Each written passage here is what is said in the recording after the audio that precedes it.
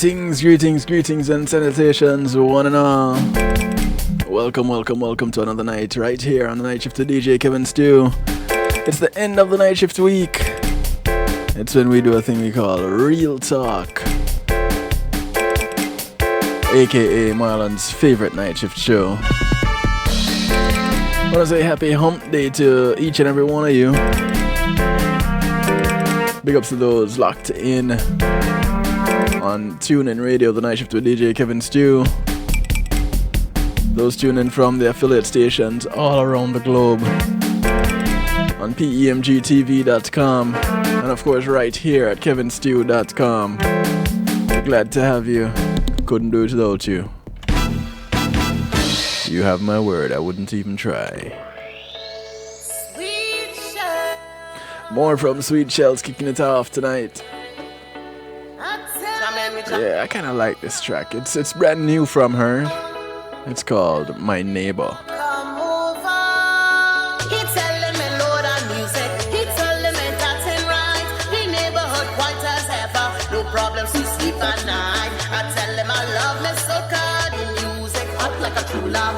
I want you all to invite someone to come and tune in tonight.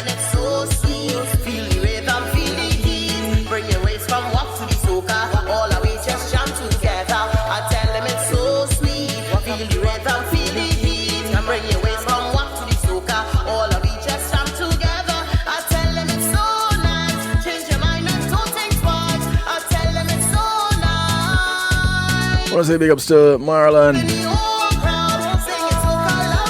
reggae music editing extraordinaire, host of Real Rockers. If you're not familiar with Real Rockers, you need to get familiar with it.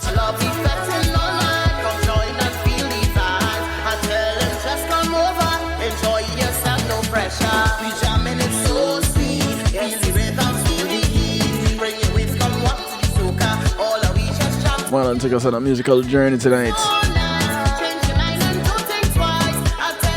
Wasn't quite the plan, but that's how it worked out. Sometimes we just have to make the best of the situations that we are dealt with, yeah? Well, the situations we end up in.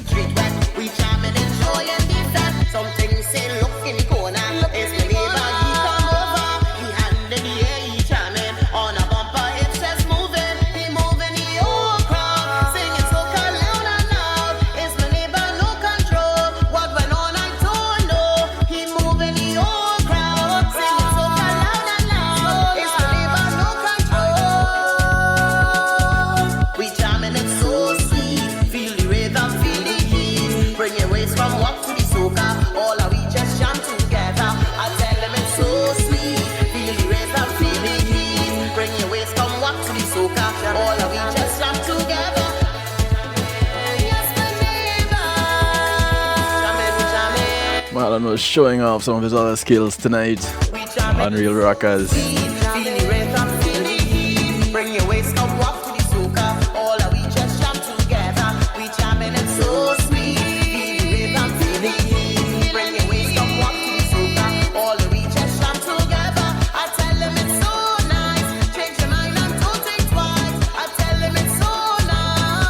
I want to say thanks to Pulse Media Group for sponsoring this segment of the show.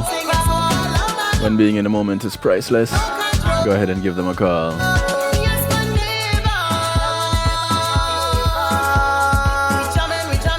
They can take care of streaming, hosting, creating your website. And believe me, what they're capable of is not limited. Reach out to them 754-999-6020. Tell them you heard about them on the night shift with DJ Kevin Stew.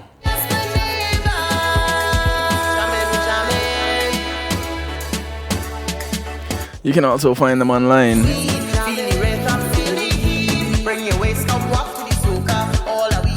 PulseEMG.com.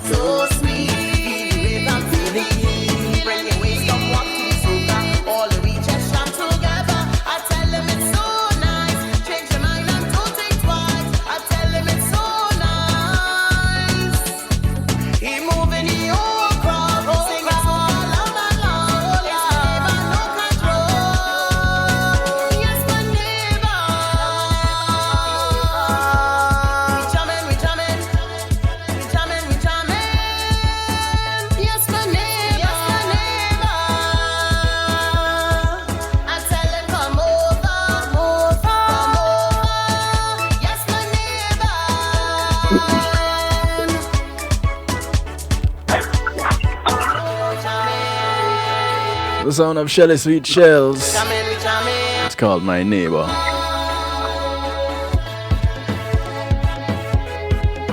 Tonight we're joined by one of our neighbors.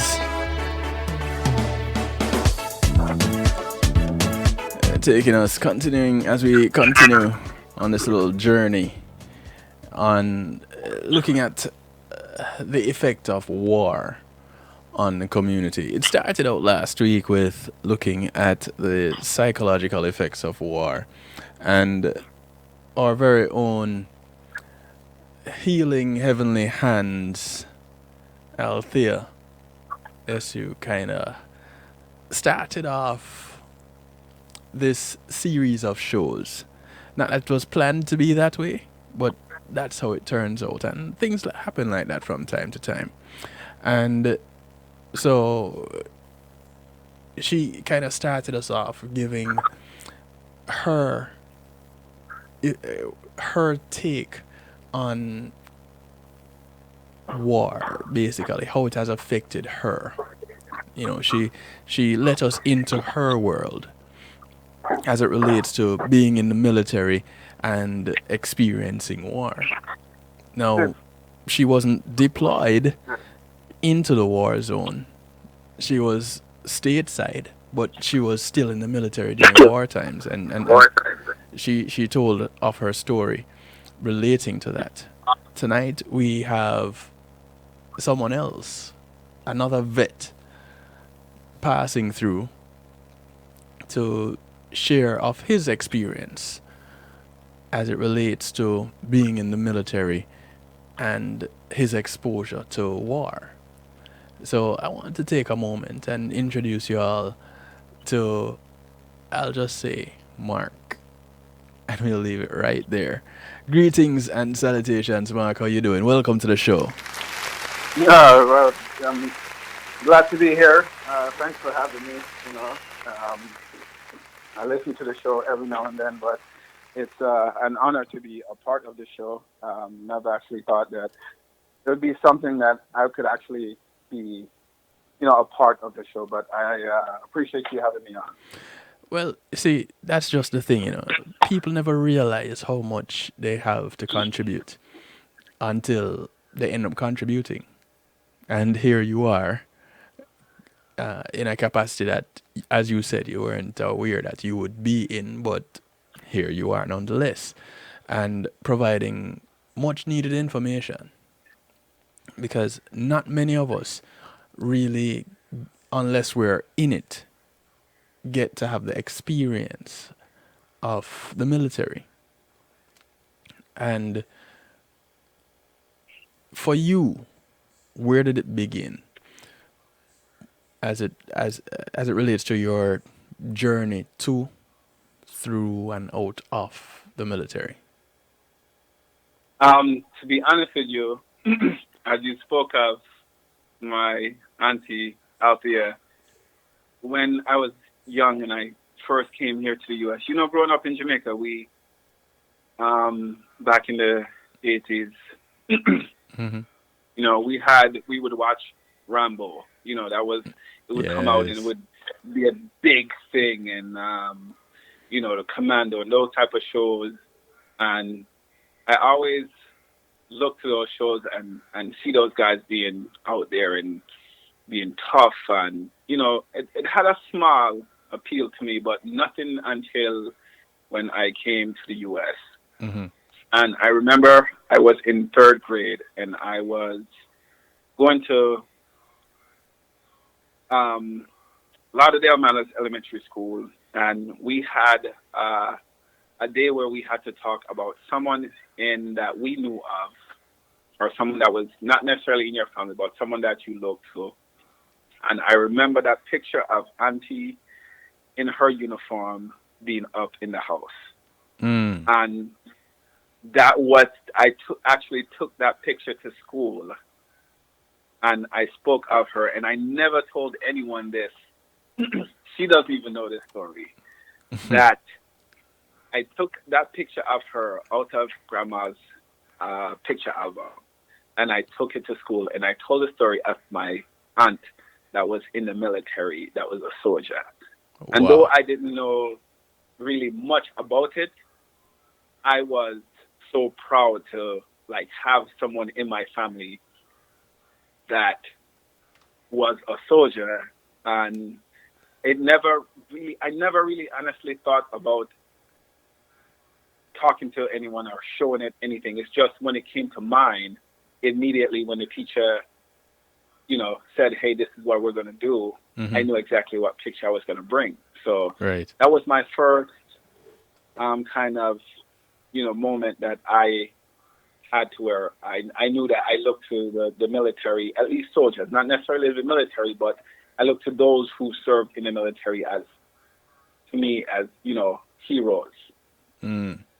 Nice. So that was my first. And if she's listening, Auntie, I took that picture of you to school, and it was third grade. Her name was Miss Bouchon. It was our third grade teacher. I will never forget that. Yeah, so she didn't even know about that. Wow.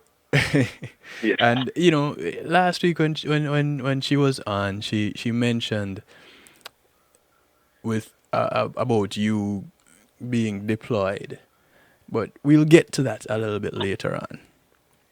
Now, Hmm. when you got of age to go into the military, so third grade, you were fascinated by soldiers, and Hmm. apparently the the the the what should I say? The prestige, the thought of being like one of them stayed with you throughout Yes, elementary, middle school, high school. yes. And when I got to high school, I was involved in the ROTC. Mm-hmm. Um, it was Air Force ROTC, but I always admire the discipline and what you know it meant from how I looked at military soldiers specifically, because I did not really, I don't think I really thought about the military as a whole, as a organization. I thought about the individuals who I saw who were positive, and I always thought they were just tough and strong and mentally, and I found that appealing. So when I got Mm. to high school, um, I got involved in the ROTC, and I had no intentions of going into the military. It was just something that appealed to me. So I said, you know what? Okay, well, I want to be a part of that, and I actually took a real liking to it. Mm-hmm. And even at the time, I still didn't have any. I didn't have the intentions of joining the military. Mm. I think it was when it was time for graduation was coming up, and my family didn't have the money to send me off to college. Right. So I was thinking, what do I do now? I could stay here in Fort Lauderdale. I could get a job working from 9 to 5, making ends meet. But to me, I never saw myself as doing that. Mm. Not that I saw myself doing something bigger or better. That never that The version appeal of of me that has didn't. never. The appeal of Yeah, that wasn't that there. version. It stayed Exactly. I never saw with the that version. military. Exactly. I never saw that version of myself. Yeah. When you sit and you think of your future self, or you think of, okay, what am I going to do? What I want to be in, someone who's just going back and forth. Yeah, that version of me never manifested itself. Right. Right. Right. So um,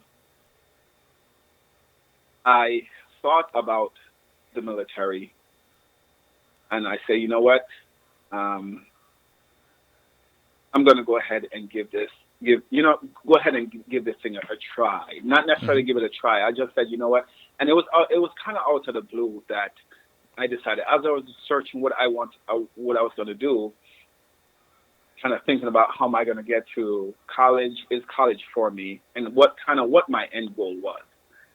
And I went one day. I just decided I was going to go down to when I was in high school, there a few of the guys who I played sports with in there at Dillard High School. They went on, and there was this one person I really kind of looked up to.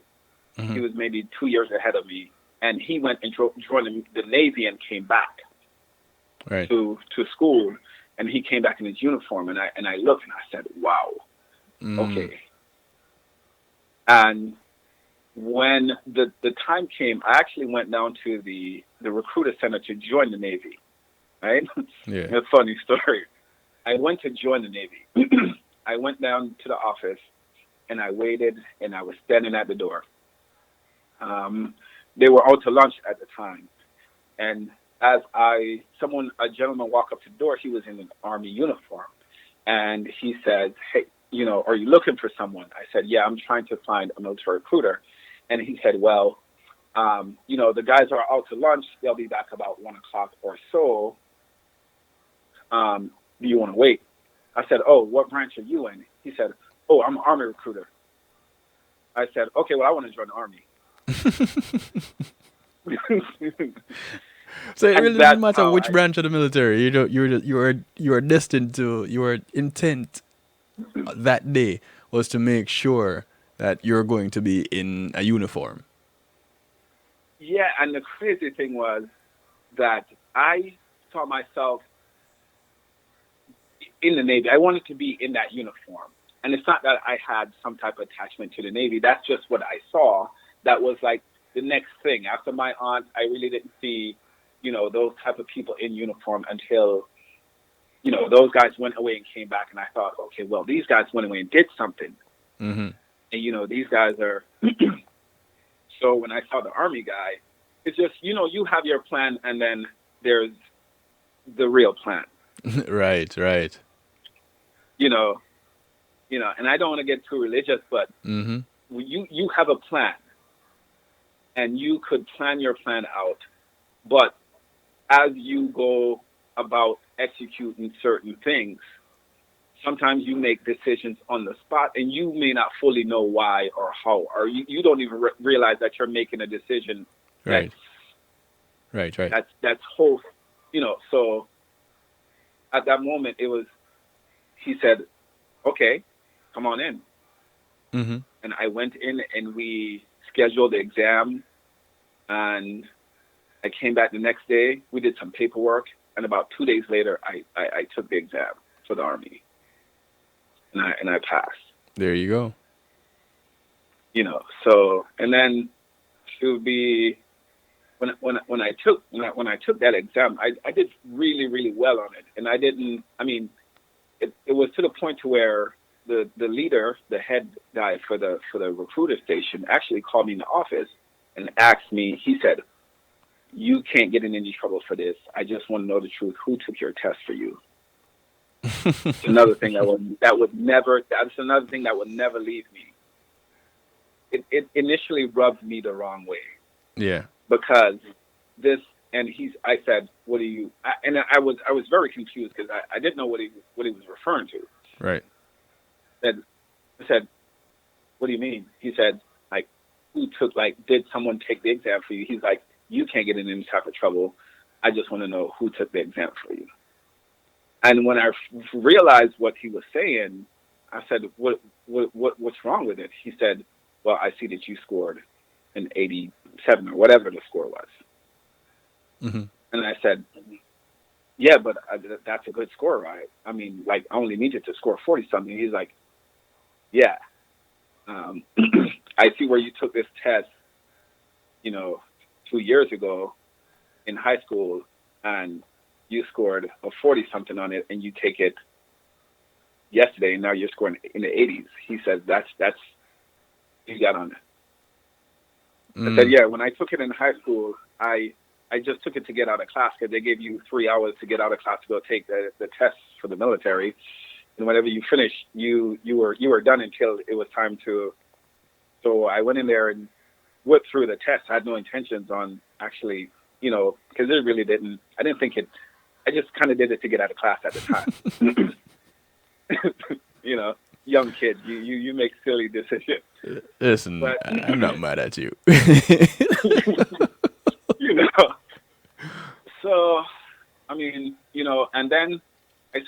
well, they wanted to put me in like a technical field, having something to do with like,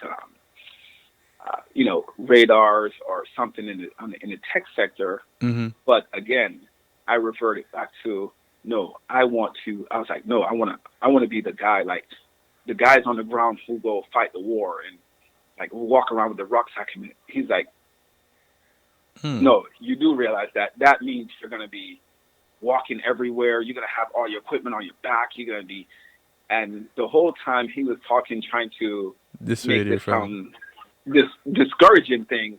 Yeah. I was like a kid inside. I was so giddy about it. And I'm like, yes, that's what I want to do. And this guy looked at me with this just look of like, what? He said, you know you're going to be? And I said, yes, that's what I want to do. Mm. He said, well, we don't have any of those jobs that's open now. So we're going to have to put you one of these other jobs. I said, no. I said, if I can't do that, I don't want to go. He said, you know how dangerous war is? I said, because in my mind, that's what soldiers were. They were the guys who went to go fight the war. I wasn't. Right. They don't make movies about do all the personnel stuff, which is just as important,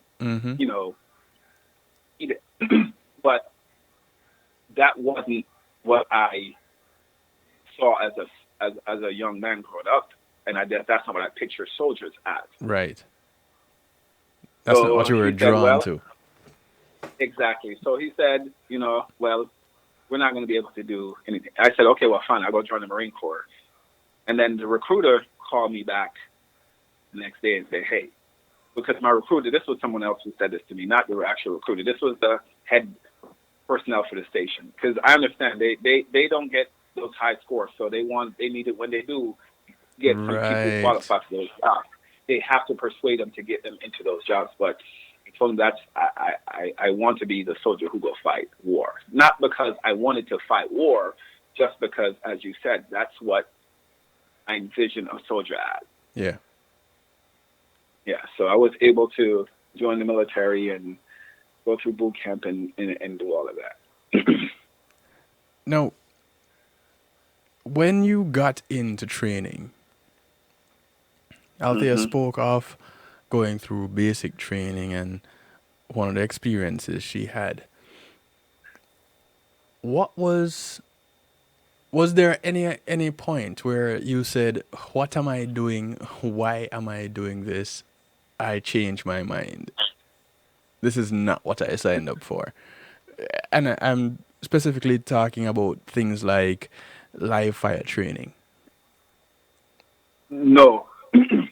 At no point during training did I ever second guess or thought, what am I doing? If anything, I think I was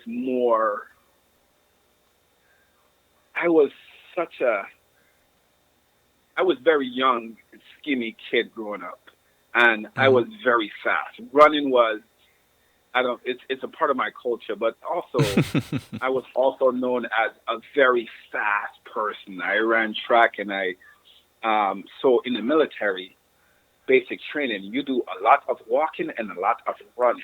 Right. And to me, I used to walk from Lauderhill, from deep side Lauderhill, where Mom lived, all the way to Lauderdale Manor with no problem. I would walk all up and down. Me and my friend Courtney Allen. Right. We would walk. There was nowhere in Florida we would walk. It was nothing to us. So the walking, the running, all that was nothing to me. I was one of the fastest guys out there. And in the military, the faster, stronger, more tough you are, the tougher you are, they tend to hold you in a higher, like, that you're looked at as like, oh, that guy is the guy. Right.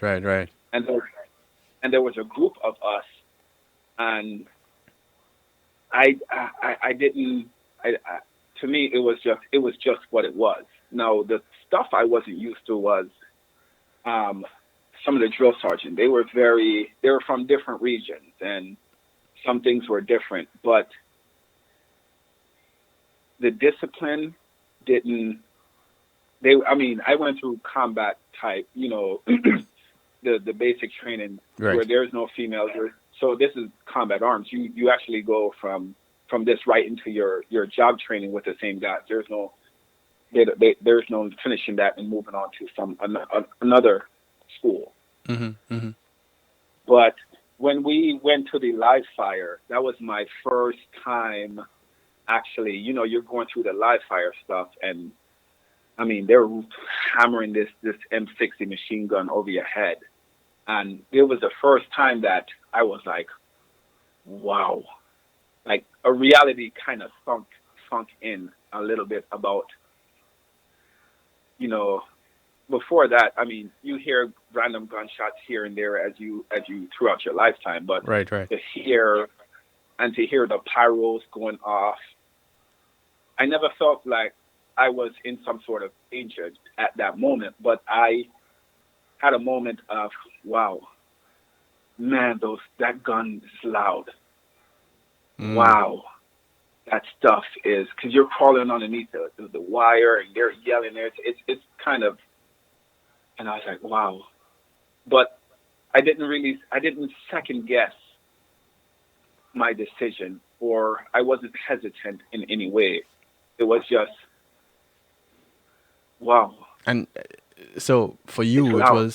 it was just more adrenaline. It wasn't traumatic for you going through that.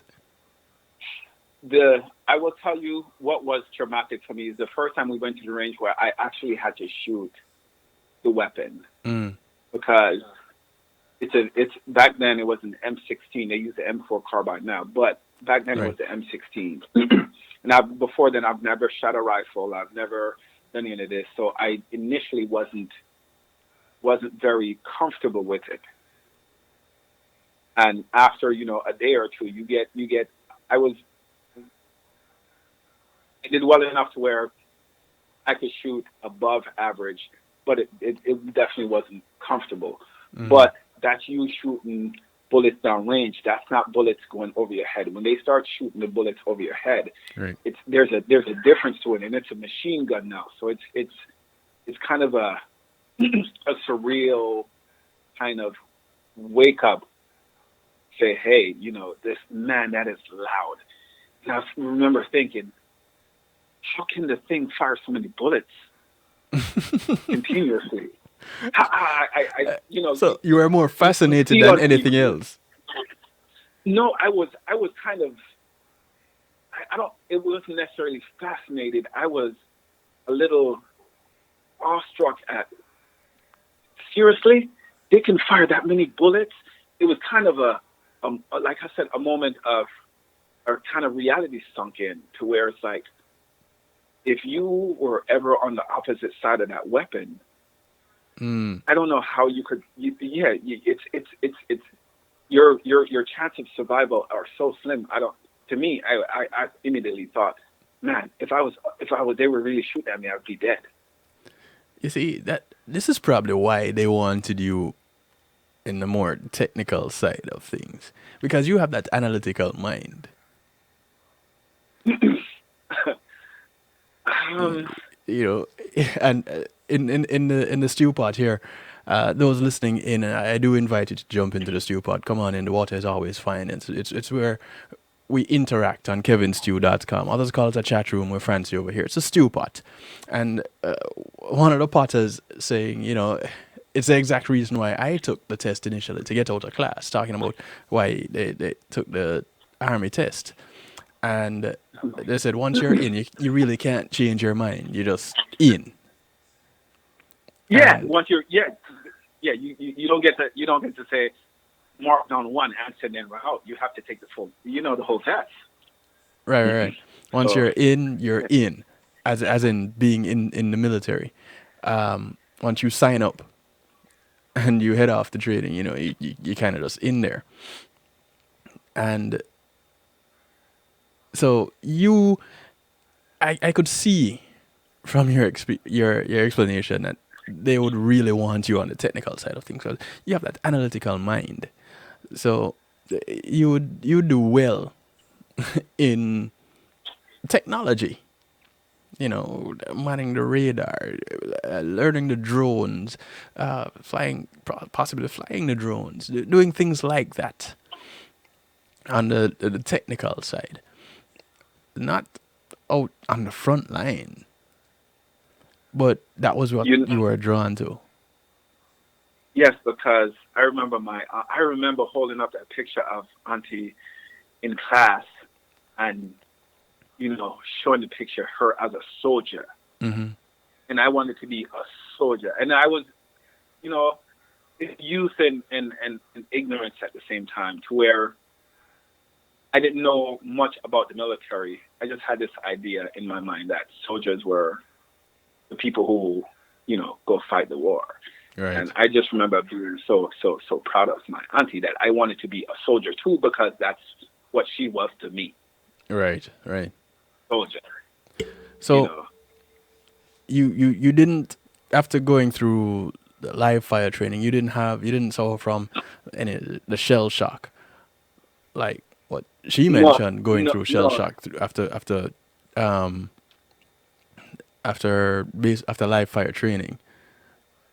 Not being able to sleep that first night without hearing the bullets flying overhead and the explosions going off. You didn't experience that.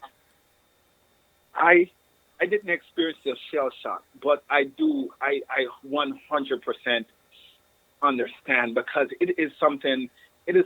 It's hard to explain. Actually, the feel, Mm-hmm. the taste, the vibrations, the concussion that comes from the machine guns going off of your head.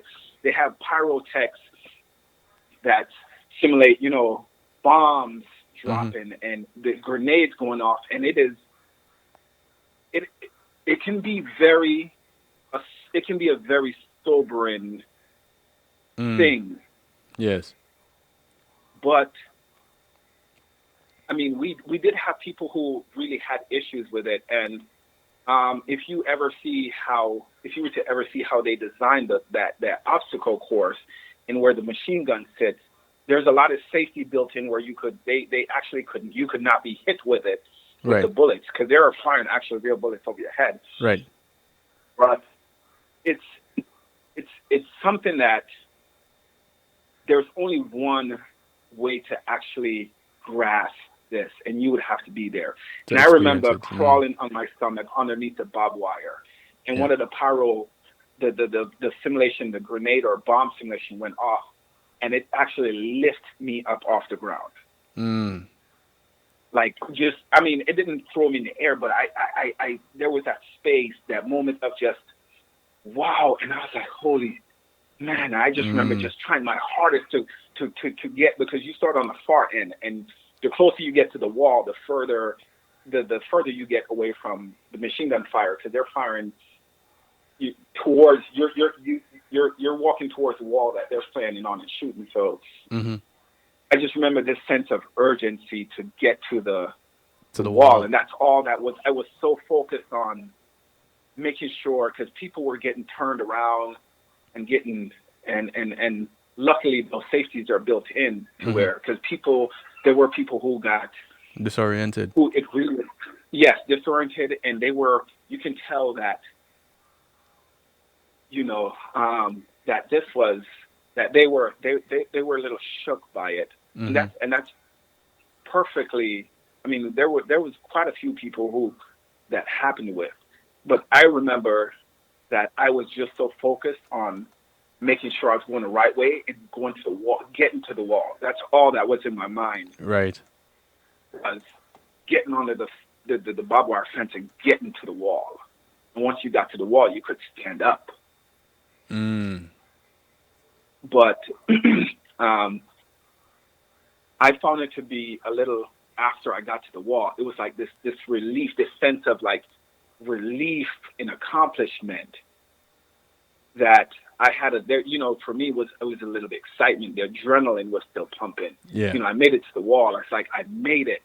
I remember feeling like I made it, you know, So but mhm. yeah, coming out of that situation where you went through the simulation and let's go to real quick your first deployment.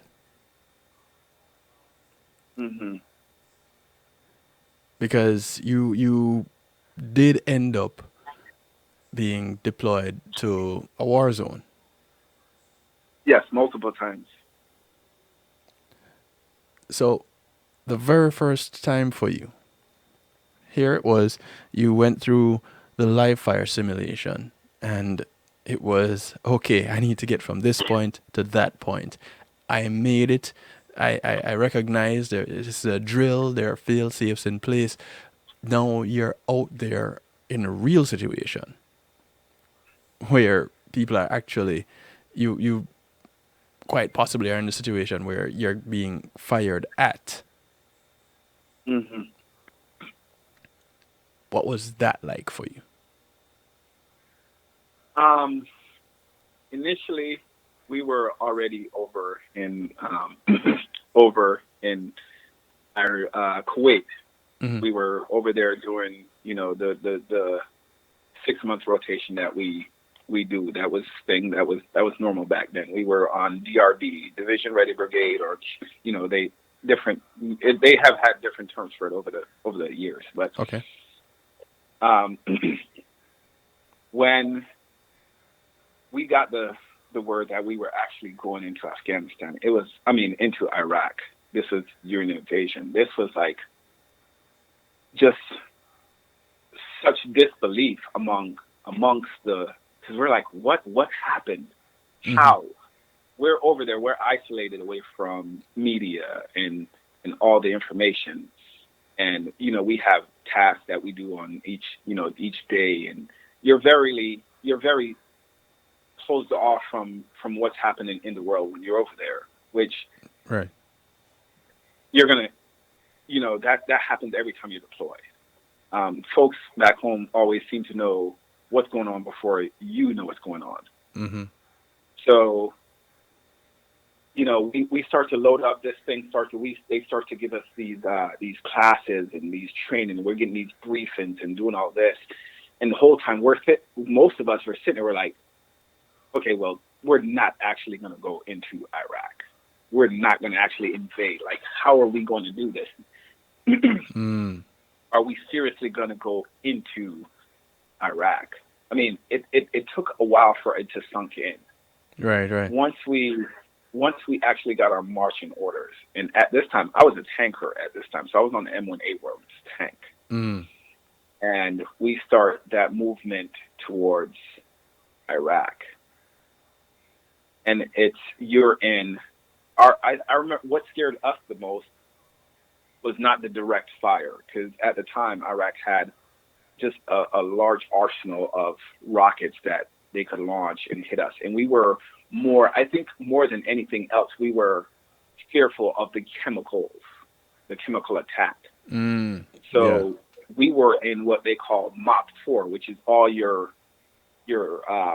chemical gear with the mask and the boots and you're I mean, this thing, it's already so warm. The climate is so hot there in Iraq. Mm-hmm. And now we have to get in all this and then climb yourself into a can and button the can up and march towards the enemy. Yeah, because those things don't have air conditioning, do they? Nope. You want air conditioning? You open the hatch, drive fast, and stick your head out. But that was not the time nor the place to, So Wow. when it sunk in, it's like, wow, this is really, and guys really started to get serious, especially the leadership, Mm-hmm. the tone, the climate, just the tension, and everything changed. Our leadership, it was more like, hey, this is serious, and Now it's real life or death. it was real life, yeah, and it's such an unknown, because you can train, and we're taught and trained that we're the best trained force on the planet. We have the best equipment. We have the best resources. But something that sunk in early for me, and this was a thought or my mindset, even while I was in basic training. This is my mindset till today. on the battlefield, there is no such thing as a good guy and a bad guy. There is no such thing as a good guy and a bad guy. So what do you have? Guy, you have adversaries on each side with a weapon pointed at each other, and whoever is the best shot and is the luckiest on that day gets to fight another day. What makes a soldier or a side good or bad? If you're there at your home and I come to your home and I feel justified and I'm coming to your home for a reason that you disagree with, and you feel that is your home and you are allowed to do that is your property, you're obligated to defend it. To defend it. Yeah. Most of these guys were defending their but when I say there's no good guys and there are no bad guys, there's bullets, there's guns, there are bullets. When the bullet comes out the gun, this bullet has no sense of just a bullet. Yeah. It doesn't know where it's going. It knows it just comes out of the rifle and it continues to go either till it runs out of energy and hits the ground or till it impacts something. Right.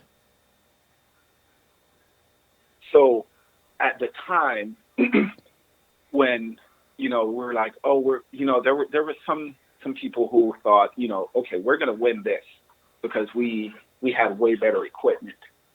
Remember, and I just remember having the thought of, yeah, but if one guy gets off one person gets off one round and it hits you and you're the person who gets hit because you're on the good side, I'm doing the air quotes. Yeah. Or the good guy, you're the good guy. How does that make you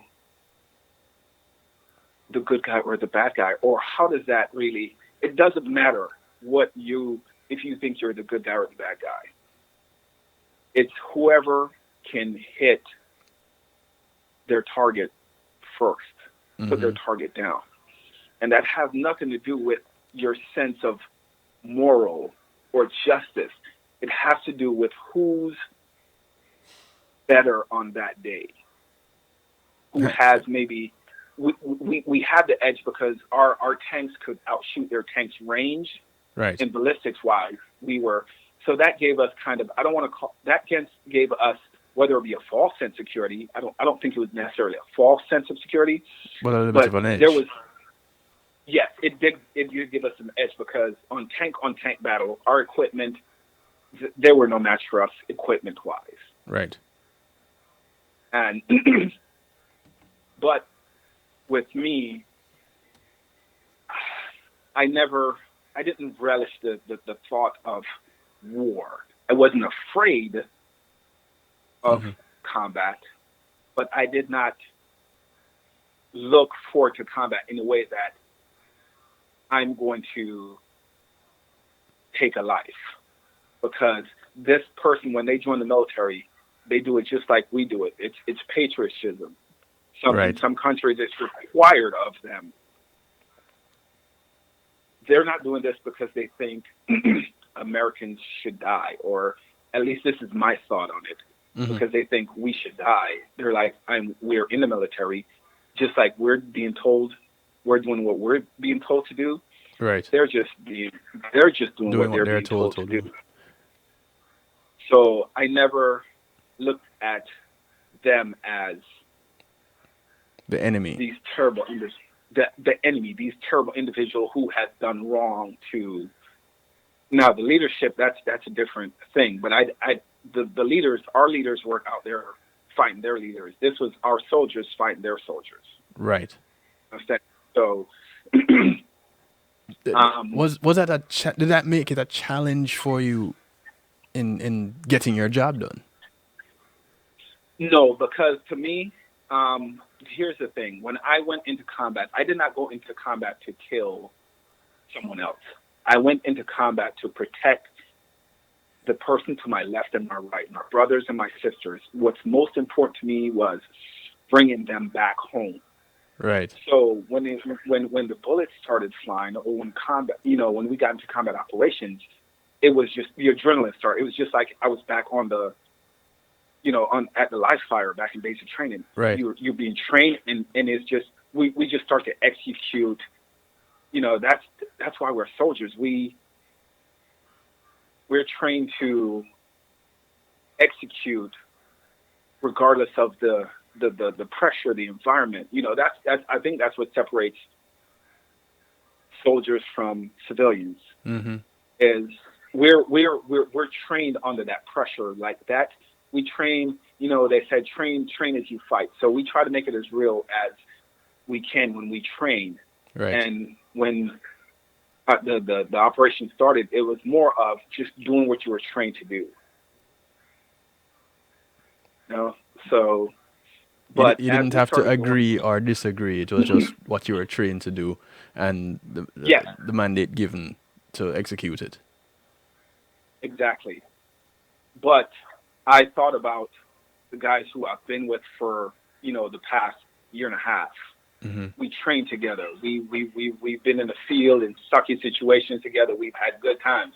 We go do PT and stuff together. We've had Friday nights where we all go out and do this stuff together. And they were my brothers and my sisters. Right. And it's about bringing them back home. You actually think more about them than you do about yourself, because to me, I had this sense of if something happened to them, I would kind of hold myself kind of account. I would feel so bad. So if something happened to one of those guys. Was there ever one of your in deployment, any of the times that you were deployed, did you have that happen where you didn't come back with one of your brothers and sisters? Oh yes, this happened more than once. And I think it happened to me while we were on the ground. And to be honest with you, what the ones that really stuck with me were the ones where after this is probably my third or fourth deployment, I applied to go to flight school to become a helicopter pilot. And I got accepted, and I went through flight training and became a Black Hawk pilot, and then started right back into the deployment cycle. Did 4 more deployments as a Black Hawk pilot. And on one of is maybe the second to last deployment. By the way, sorry to interrupt you. I think Black Hawks are like the coolest helicopters ever. Of course they are. I'm just saying. Yeah, it's the workhorse. But my initial deployment as a Black Hawk pilot, I was in an air assault unit. We were the ones who, when it was time for the troops to, for us to go do a raid or all that, we were the ones who inserted the soldiers into and picked them up. It was our job to get them to the LZ on time, and that was I loved it because it's like there's days and days and days of planning that goes into it, but right. We were getting these guys. It was more getting these guys to where they need to be and getting them back home, all this. But my last 2 deployments, I deployed as a medevac pilot. So we're basically the military version of life flight, which you see, if there was an accident down on I-95, you see the helicopter come in and pick up. In the Army, we're called medevac, medical evacuation. Right. And we are on 24-hour, 24/7 call. I mean, we had days to where you may have gotten 1 call for the day, and we had to live. You were no more than a couple hundred feet away from your helicopter. Like most of the unit, they would sleep one place and work somewhere else and go do something else. We lived, slept, did everything. We would, for the entire deployment, you're within a couple hundred feet of your Black Hawk all the time. So you just camped out in the hangar. Yeah, because actually we weren't. That's where we lived. We had our little makeshift bunk beds, and we just lived in a hangar. We didn't have separate rooms. Everyone just lived out in the open. Right. And you may get a call at 2:00 in the morning. You get back from that call. You may get another call as soon as you get back from that. You may have another call at 6, another one 7, or one at 12. It was 24 hours. And we would do 14 days of this straight. Then you would get 1 day off, and then go back 14 days rotation. But wow. It's when units when they were having combat operations, we were the guys who went in and got the wounded. Yeah. We had a doc on board, and we had a flight medic on board, and they would triage the patient and stabilize the patient until we could get so we could get the patient back to the FST or the medical facility back on one of our little camps. Right. And they don't go out without us. If medevac's not available, the next shit's not happening. But what the ones that really stuck with me were, there was a stretch there where I was at Fob Shank, and it's just a crappy place to be. And we get hit with rocket mortars all the time just on the base, and we got a lot of calls. And I remember the first one that really stuck with me was we went to go do a POI, point of injury pickup. And we get there, and they're so, bullets are still fine, but our job is to get in, get the patients, get them on board, and get them out. Mm-hmm. And when you're up front flying the helicopter, you stay up front. You have to stay focused. But we went into an LZ, and they had about a couple guys that were wounded. Enough that they filled up two Black Hawks worth. And actually, these guys are such. These are the guys. And I see a guy walking towards the helicopter. They had so many wounded that I see guys walking to the helicopter, and I'm thinking, like, why are they walking over here? These guys are actually wounded. They just don't have enough people to carry. These guys are like guys with bullets in the side or in the leg, or who are walking, who are like making their way over to the helicopter. But there were a couple of the guys, at least on the helicopter that I was the lead helicopter when I went in. There was actually, they tried to get the worst on first. Right. So this patient, this soldier ended up being on, putting the two worst on my aircraft. Well, they put the worst on my aircraft, and they ended up putting the second worst, which is not something they normally do. They try to split them up so the two teams can work on them. But we get in, and we're on the ground maybe 2 or 3 minutes, and we get out of there, and my medic in the back is just telling me, like, hey, they tell me what's going on in the back, and I relay that information to the medical facility, what we have coming in. Right. And I can hear it in her voice. It actually pulled me. Have you ever been driving and you kind of blink, you're like, how did I get here? Type of, or how many exits did I pass? Yeah. I had that moment where I was trying to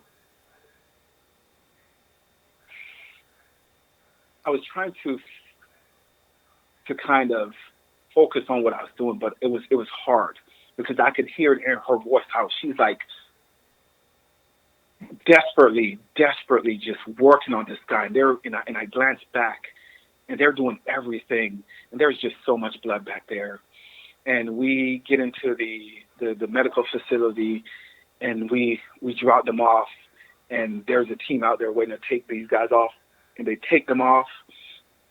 And my medic and the doc, they're still working on him all the way until they get the guy inside the medical tent, and I can't really see. I can see all the blood and everything, but I can't really see exactly what's happening because I'm up front flying the helicopter, Yeah. kind of facing forward in the LZ.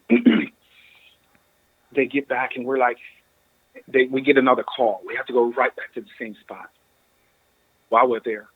So we're waiting on them to come back, and we get someone to run in and let them know we got another call. So they come out, and there's blood everywhere, all over their uniforms. You can tell she's so worn out. I mean, they're so worn out. They were working so hard on these guys. Yeah. And we jump back in, and we go back to the same spot, and we pick up more guys. And we come back, and the first patient that she was working on, by the time we got back, he had passed. And it affects her in such a way because it's our job to save. That's our job. And initially, what happened didn't necessarily affect me. But what affected me the most was how it shook her and how hard it was on her that we lost one. Yeah. We brought about 10 in. And I remember till this day, even talking about it now, I see myself up front flying and looking back and just seeing her they're just working on this. And it affected her in such a way that I actually went back when it was all said and done. We had a little makeshift gym in the back, and I was a gym rat. Right. And we get back and we have a little meeting and talk about it. But the medics, some of the guys, are just like distraught. And I'm trying so hard to hold it back because I'm kind of one of the leaders at this, I'm the big, strong, tough, fat guy. Right. The maintenance test. I'm also the maintenance test pilot who, I'm working 20 hours a day.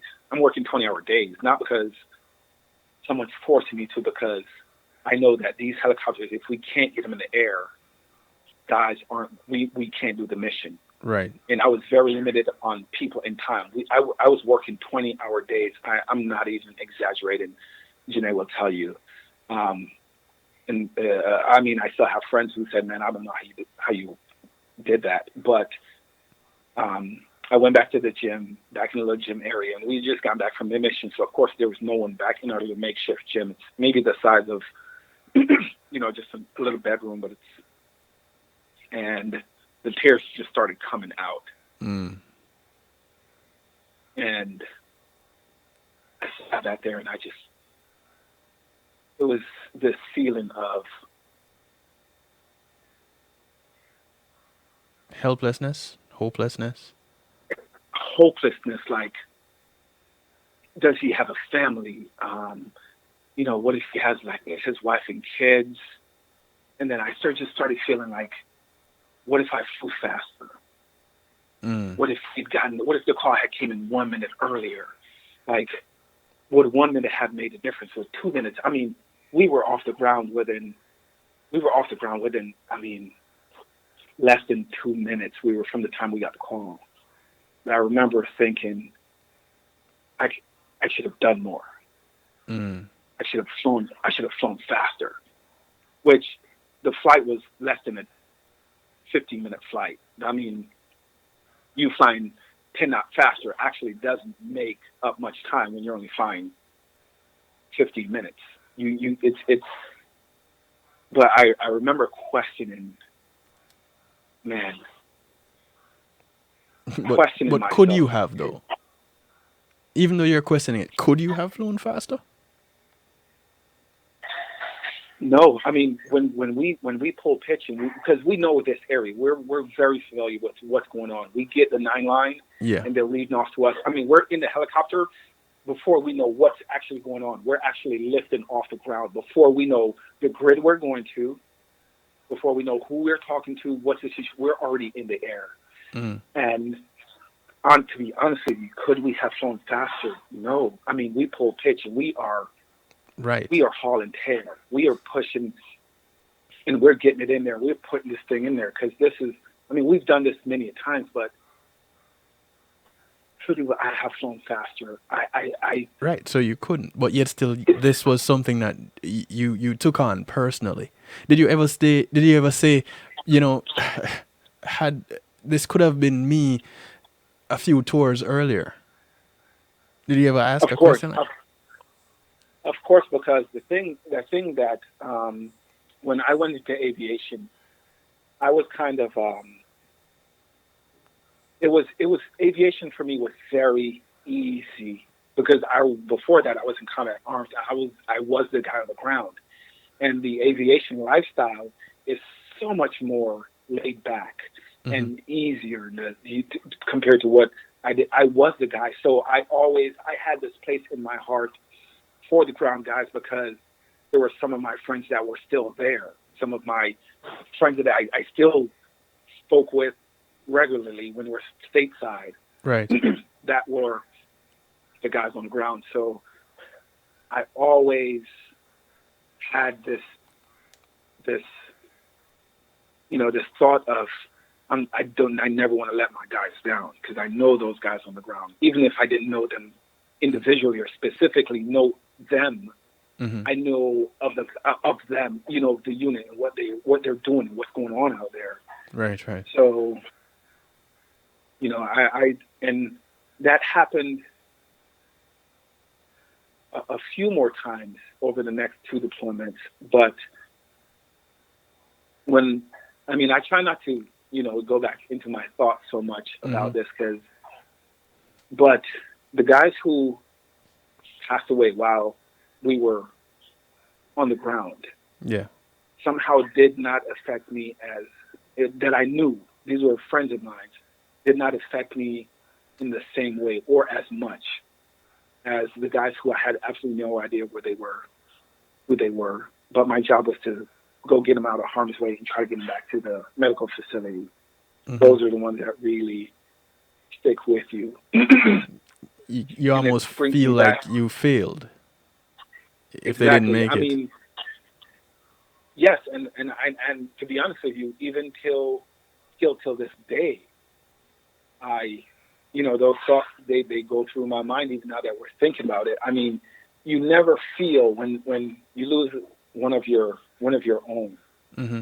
There is no, at least with me, and this probably goes for a lot of my brothers and sisters who were still serving, who have served before me, with me, and who will serve in the future. When you lose one, there is very little that you can do to convince yourself that you did all that you could do. Everything.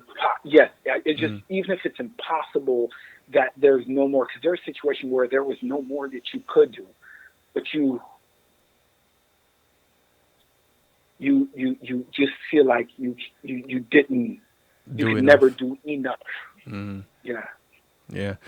So one of the potters is saying, thank you for your sacrifice. You are my hero. I'm so proud of you.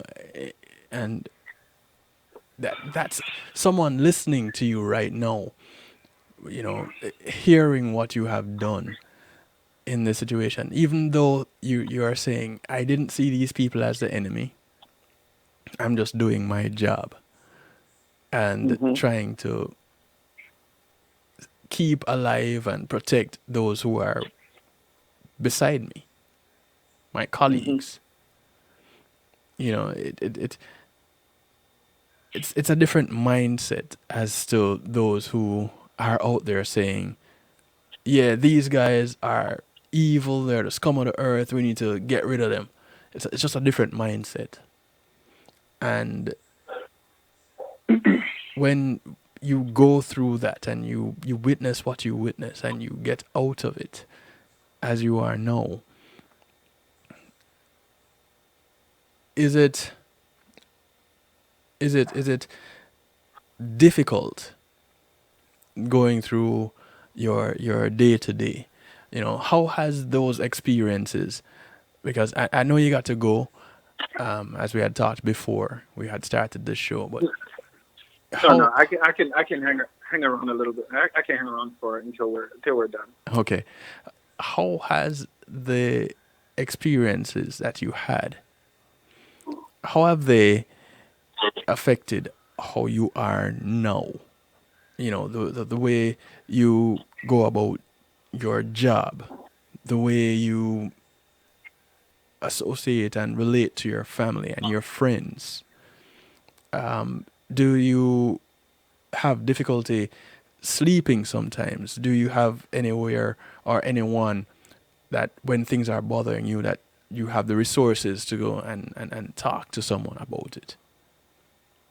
Well, as far as, you know, the sleeping, you know, I think we all have, once you go through something like that, it's difficult to get onto a regular sleeping pattern due to, you know, those circumstances that, you know, where you've witnessed the death of someone. Mm-hmm. And just the routine of being in the military. You're up at the crack of dawn and you work late. You adjusting to civilian life. I will tell you that it took quite a while before I was able to get into a sleeping pattern, a kind of a normal sleeping pattern, quote unquote normal. Exactly, because it still doesn't happen. You know, I come home and I'm home and it's 2:00 in the morning. I'm home and I just got home from work. I've been working, you know, for 4 days. I've been gone for 4 days straight, working 4 days straight, and now, but I'm not tired. And I go to bed at 2:00 in the morning, and I don't know what it is. I cannot sleep past 6:00. It's almost impossible for me. If 6:00 comes, 6:30 comes. If I'm in the bed at 7:00, I feel like there's something that needs to be done, and I'm not up doing it. And I'll get up, and I'm just around the house, just doing walking stuff up and down around the house. You have nothing to do, but looking for stuff. Right. I can tell you, I don't have that problem.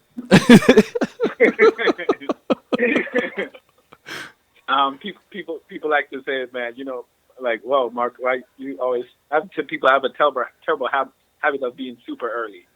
It's a hard thing to break, but being super early, you have kind of adjusting to civilian life. I will say that there's a bit of anxiety that comes because you are so used to getting up and your day's filled with task and all the way until it's time to go home, but you're not done with the task at work. And you go home only knowing that you need to come back tomorrow. We got to start early in this, you know. But as far as there's resources out there. If for those of us who have, you know, some issues adjusting back into a quote unquote normal routine, it's very difficult once you come back to get into a normal. And when I say normal, this is just a normal military routine, not even normal for civilians, because I think normal for us is relatively different as well. So it's in the stew pot that it's your grandma why you can't sleep past 6 a.m. You know what? I will tell you this, that a lot of us, you know, I'll get to that a little bit later, but there are many of us who comes back and we have adjustment issues. Right. And some of them are, you know, it's all relative because some of us are affected. We all see the same things, but it affects us differently. Right. I was very, very fortunate that I grew up in a way that hardship was not something new to me.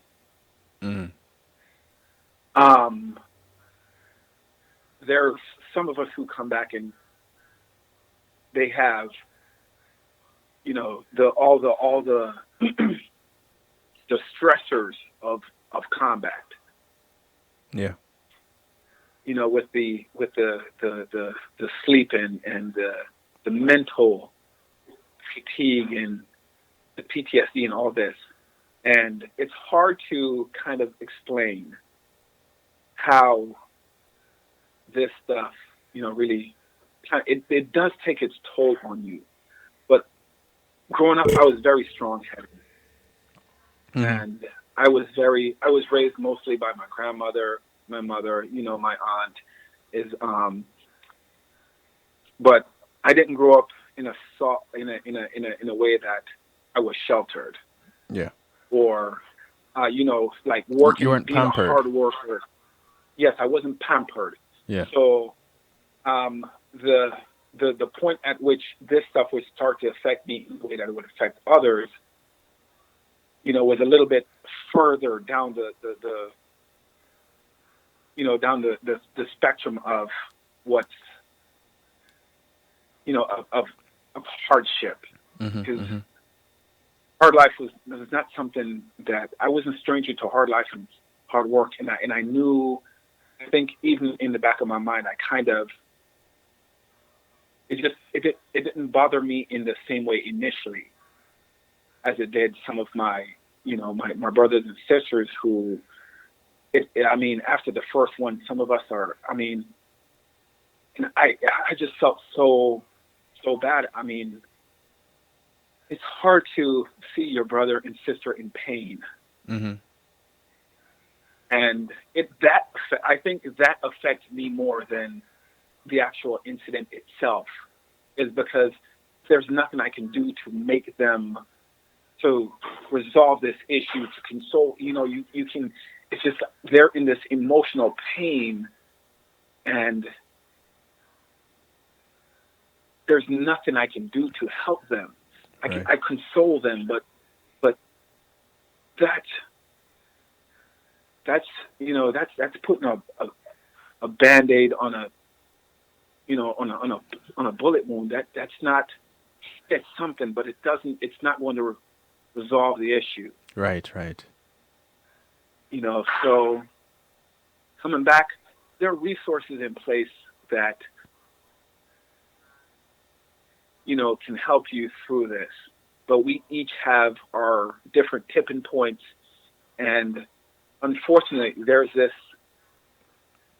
kind of stigmatism attached to the mental side of the fatigues of combat. There's this, you have PTSD, it's or you have anxiety, or you have some type of depression. Right. It's looked upon, and even within the military, it was kind of seen as a weakness up until a while ago. It's just recently, that we've begun to really take a serious look at this stuff and taking it seriously. So because of that, a lot of us didn't say anything to anyone. We just kept it. A lot of people turn to other forms of self-medicating to alcohol deal and with drugs. This. Alcohol, drugs, destructive behavior, just all sorts of things that and it's not because the help wasn't available, and they didn't want it. They didn't want the stigmatism that went with getting help. Getting help.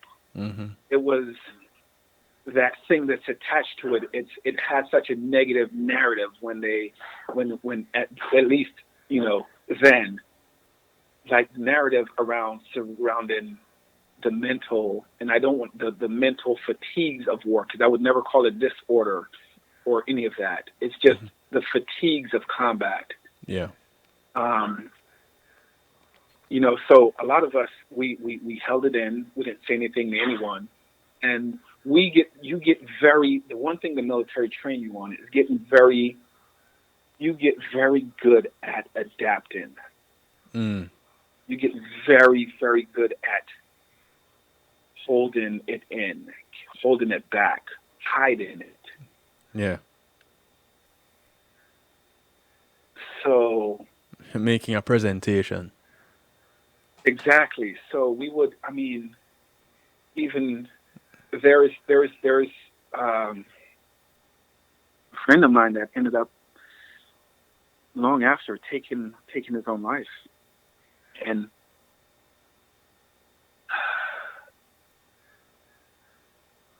when I got the phone call, mm-hmm.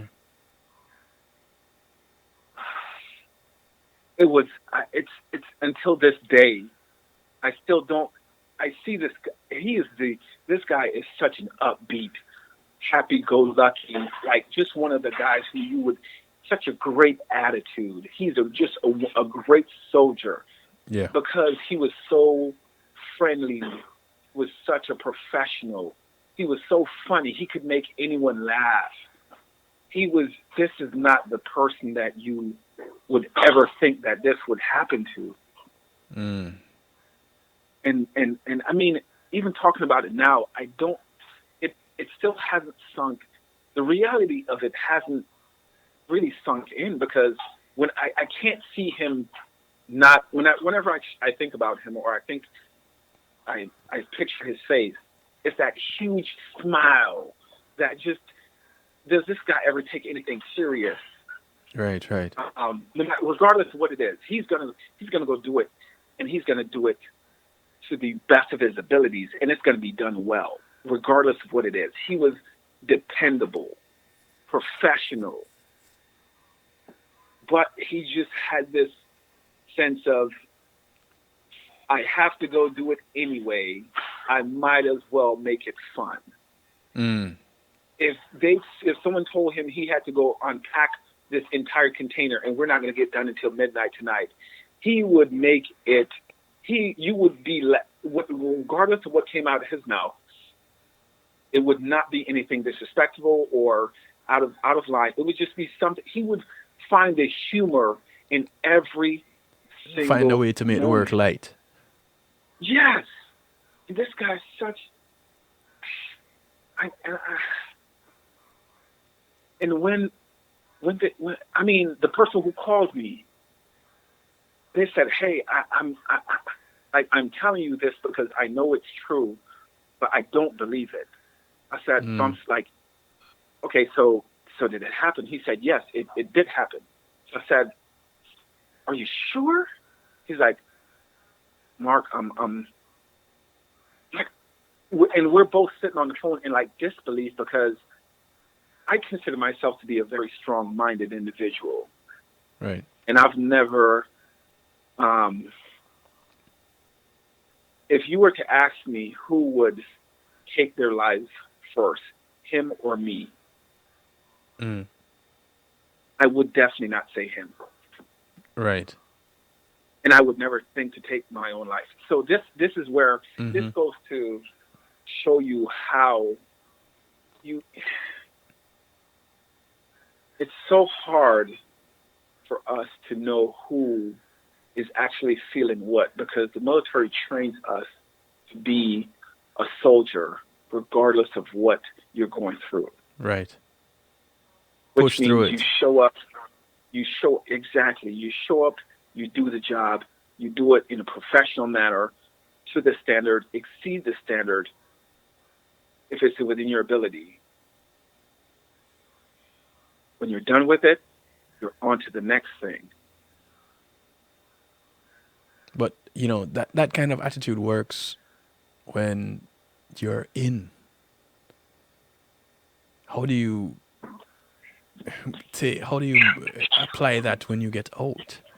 How do you apply that when you're not on the battlefield? It's a struggle. And this is one of the reasons why I am doing this part of this show. And my Wednesday show is typically about relating to each other. Is I know quite a number of military vets, and I've heard even more stories and read some, and I don't see where the help is there for them, one. And if the help is there, I don't see where the support is. And a part of that is because majority of us civilians, we don't understand what it is that you guys have gone through. And not just being out there on the battlefront, but even going through in training, because training prepares you for the battlefront. Even if you haven't gone out there in battle, by the time you're done with your time in the military,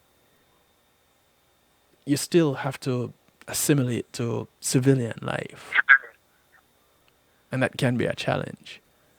And most of us don't understand what it is like to have to go through that challenge. And you are taught, basically, you're trained to not say what that challenge is.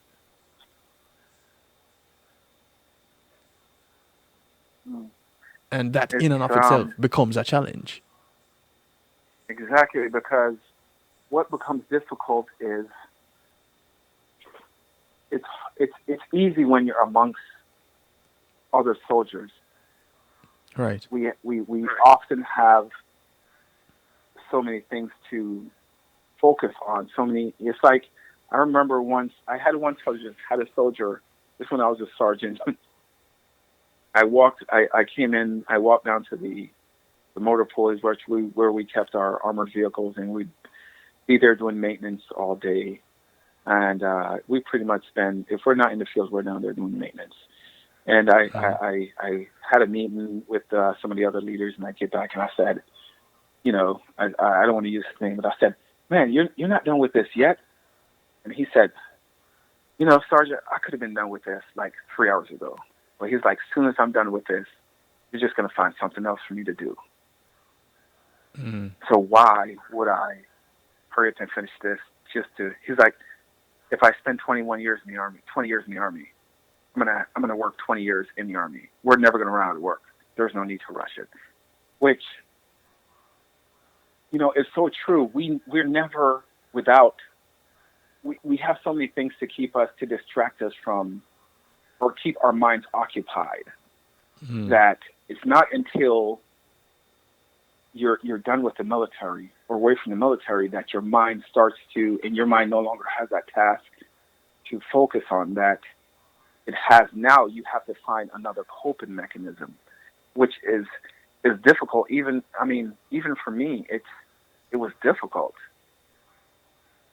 Yeah. I didn't start to have sleep issues or any of that until I decided, okay, now I'm going to retire. 21 years is enough. I'm going to go find the next challenge. Mm. And I started to see what the others were saying, and what people before me who got out, what they were saying. And it became reality for me, because once you start to pull away from the job, I didn't realize how much of a coping mechanism work was for me. Mm. And I'm a workaholic. And what I didn't realize was I used work to cope. Right. I would leave home at 5 a.m, and it would be 9 o'clock at night. I'm just coming home. Mm-hmm. I would go in on the weekends. Because at this point, I was a very high-ranking leader, and I had a lot of guys working under me. So I always wanted to be the first guy in, last guy out. Right. Right. And I would take my own personal time to go to work to prep things. And I didn't realize how much that actually helped me to cope with all the things that happened over the past 21 years or 20 years or however long. Yeah. Well, being in the military and doing several tours, it's a lot. You experience a lot. You see a lot. But you know what? I don't know if it's just my perspective, but and I don't want any of the listeners to feel like, oh man, this guy went through so much. It must have been so tough. Mm-hmm. It's actually, to me, it was, even now, it's like, please don't have any pity on me. Right. You know, certain people were built for certain things. Mm-hmm. That was your calling at the time. That was. And even with the hard times and the really, I mean, you're going to go through some crap when you're in the military, whether you're deployed or stateside. Mm-hmm. That's just the military. That's right. just how it is. Regardless, for every branch, you know, there's just different things that occupies that space. But with it, I never felt it was too much. I never felt that was enough, or I never felt overwhelmed. For me, it was just, okay, I'm done with that. All right, what's next? Right. Oh, we came back. We've only been back for 12 months, and we have to go back in a week. All right. It was routine. For me, the military was routine. Every single bit of it, from the waking up at 5 to get to PT, physical training, mm-hmm.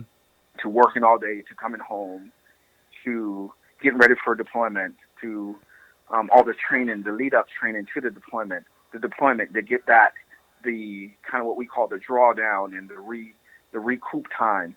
It was just routine for me. I deployed so many times. Right. It just became a routine, and the routine suited me well. Mm-hmm. I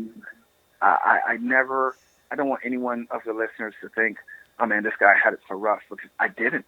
It was rough, but I did not have it rough. Right. Like, it worked for you. It worked for me. Yeah. It worked for me. But as far as the help, I will say, now that I'm a veteran and I've been out for 2 years now, actually, January 1st made it my 2-year anniversary that I've been retired now. Okay. And you retired at what rank? With what rank? Sorry? CW3. And what's that? Chief Warrant Officer. A Chief Warrant Officer. We're like the technical. We're commissioned officers, mm-hmm. but you get to continue whatever your job is. That's what your job is going to be for your whole career. There's different levels to it, but I was a Black Hawk pilot, a maintenance test pilot. So no matter where I went, I was going to be flying Black Hawks and being a test pilot on the Black Hawks. Okay. And then even when I was in a leadership role, I was like head of all the running all the maintenance and the test pilots and all of that. Okay. But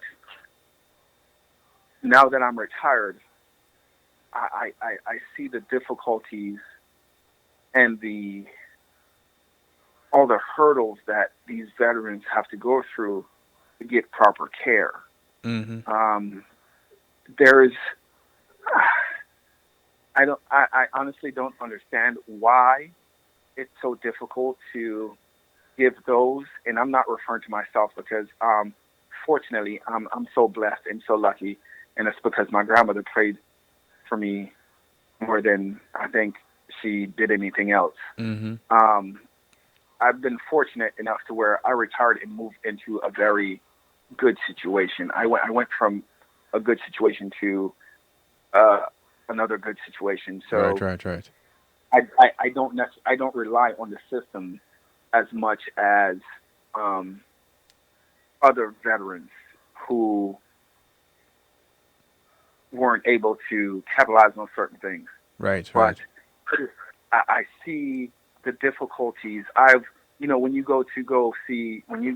have a medical issue and you go, and it takes so long for anything to happen. I tore I've had neck and back problems, and it's like, to where it got to the point where they're like, Mark, you're not going to be able to continue flying. Your back is tore up so bad from rucking and doing all this for 21 years. It's like,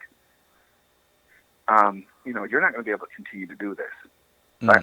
I think it's time for retirement, because there's no fix for this. We can only try to prevent it from getting any worse. Right. And it would be, okay, well, we're going to send you to go do MRIs. Okay, call the MRI. And the MRI is 90 days away, 3 months from something excruciating. I've gotten out of bed and not been able to walk for 2 days, not be able to stand up for 3 days in excruciating pain to where I have to go to the ER, and all they can do right now is give me a painkiller, opioids, a painkiller. And it's like, okay, well, what else can we do now? Well, we have to wait and see what shows up on the MRI.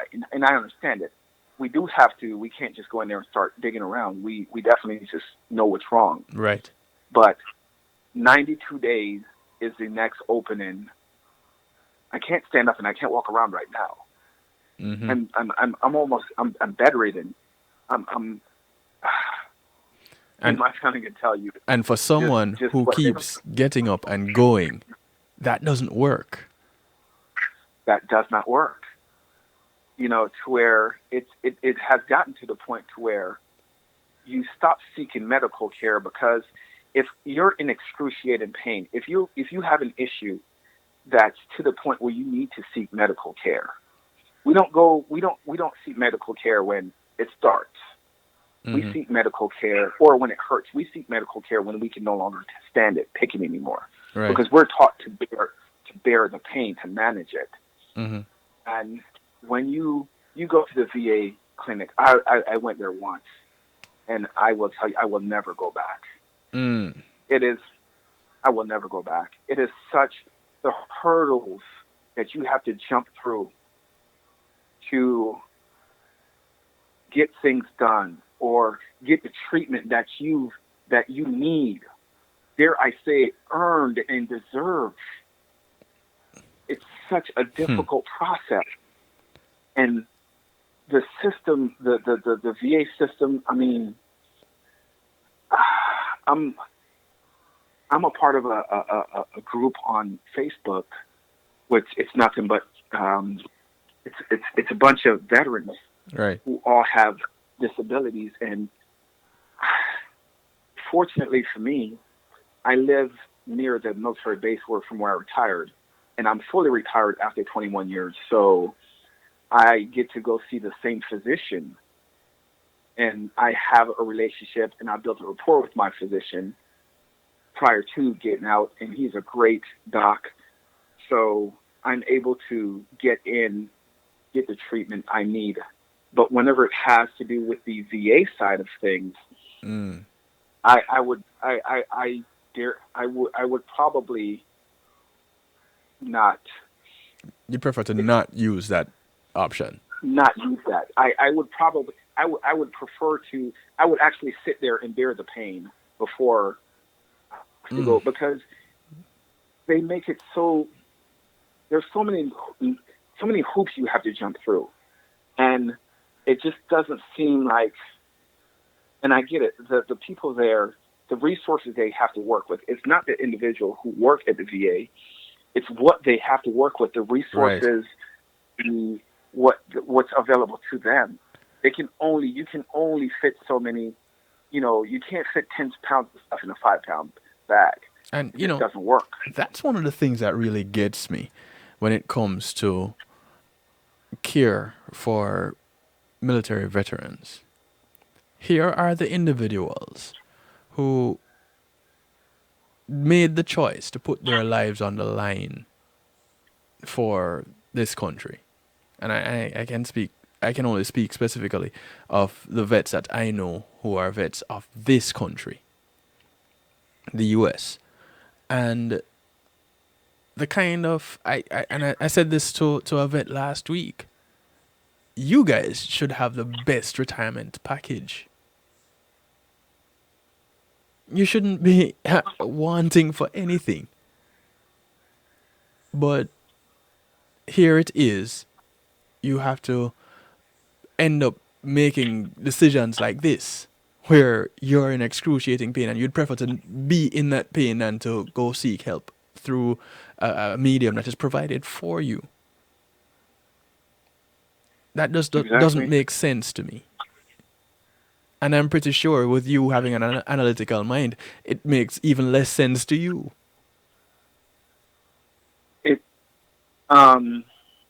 What bothers me the most, yes, and about the system is whenever there needs to be cuts, financial cuts, pullbacks.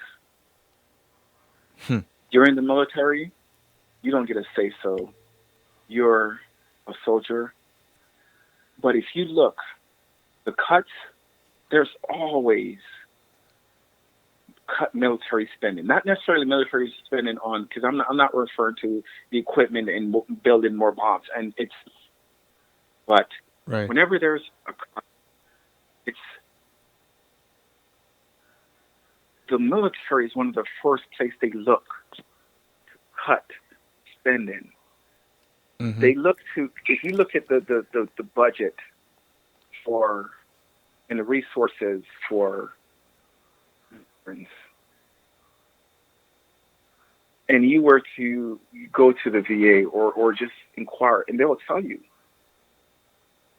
we lost. Oh, we can't do that anymore.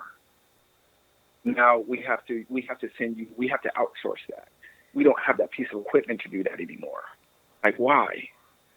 Well, it was allowing us now, and what they do is they make it such the restrictions on you getting that care, because when the equipment or the personnel are in-house, you go there, and all they need is open time and the personnel available to facilitate the care.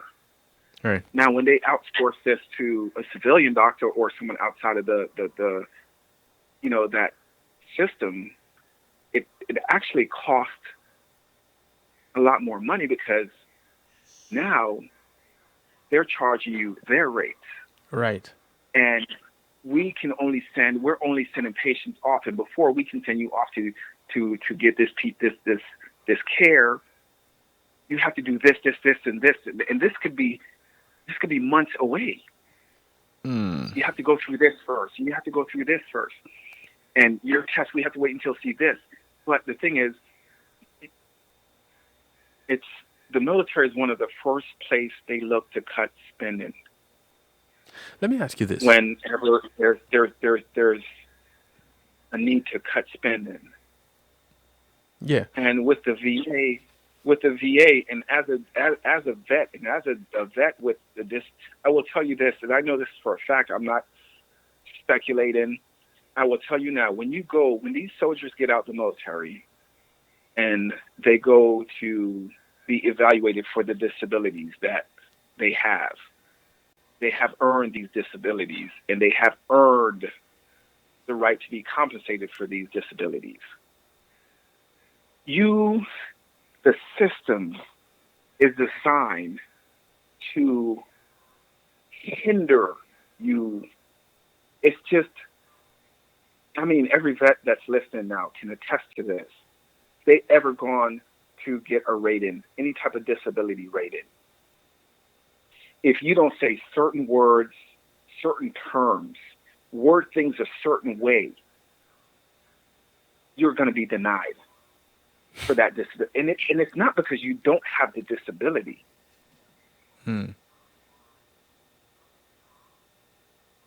That's crazy to me. The mere fact that you're a vet should, and I don't endorse entitlements very often, but this is one of those times where I'm going to say, as a vet, as someone who served your country at basically the highest level, because I wouldn't even say presidency is any higher than being in the military. And that's just, I could get into a whole lot with that, but I'll just leave it right there. The fact that you cannot get the care that you need walking into a facility, you're pretty much entitled to it at this point. And nothing, or very little, is available. That's crazy. I've walked many miles, did many rock marches. Being a tanker, that tank is a beast of a machine. It is, man. It gives you this, but everything on it is so heavy, and everything is manual labor. The first time I have a back injury that every so often I actually have to go get the steroid injections in my back to just be able to walk around on a pain level of scale 1 to 10, just walk around at a 4 or 5 on a daily basis. And when I went to do the evaluation, what I was told by this person who's never done any of this a day in their life, they're just a medical evaluator. Right. The reason for my back pain, the reason why I have a herniated disc, and I have what they have referred to now, what I've learned now is degenerative disc disease. Mm-hmm. That the reason for all that is not,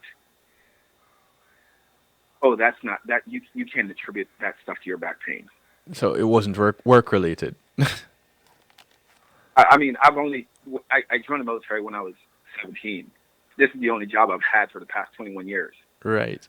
How is this not work related? You know, but the system is designed to, or crazy. I don't want to say the system is designed, but the system is inherently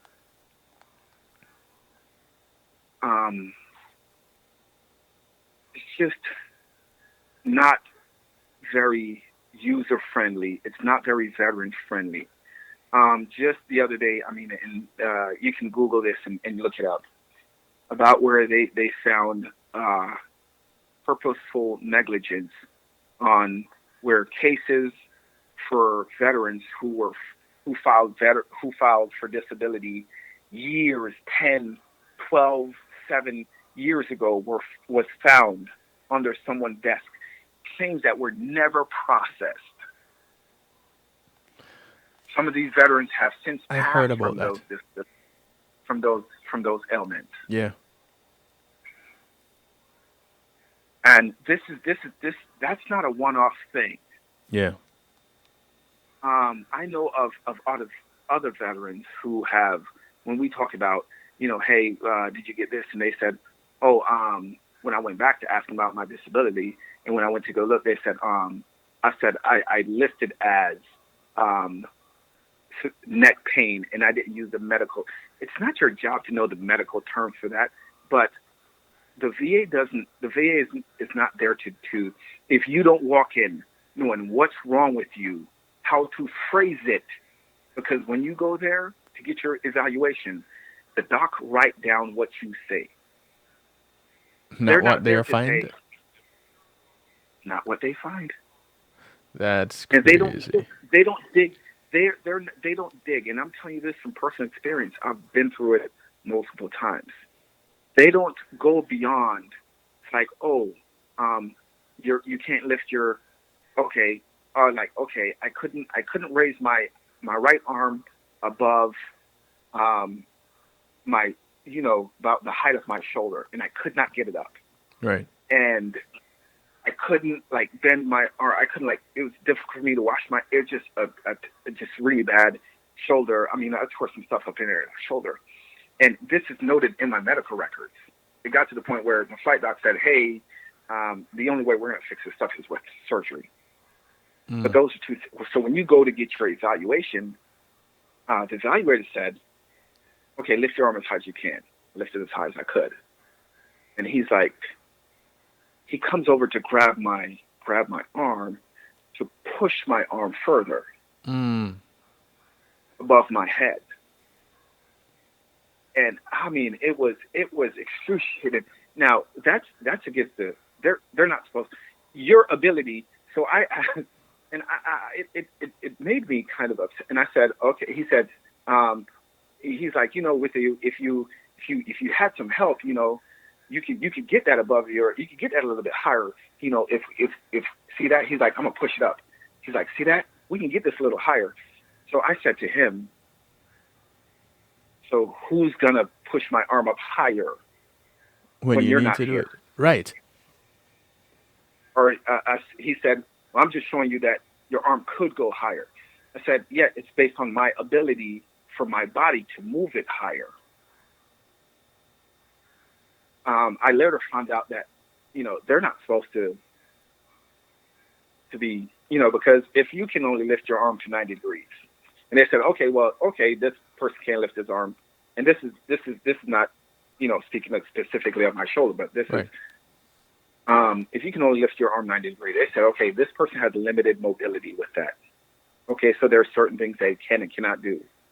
So let's say they're going to give them 10% disability. And the doc comes in and he lifts your arm above your head. He's like, nope, you can lift it 100 degrees. It goes beyond the 90 degrees. Now they're like, oh, it's a disability, but we're going to give you 0% for it. No. That's a 0% disability. And the numbers aren't, those numbers is just hypothetical numbers, but I get the picture. Yeah, I'm pretty sure everybody else gets the picture too. And if you don't, then you guys need to look again. Yeah, don't take the numbers literally.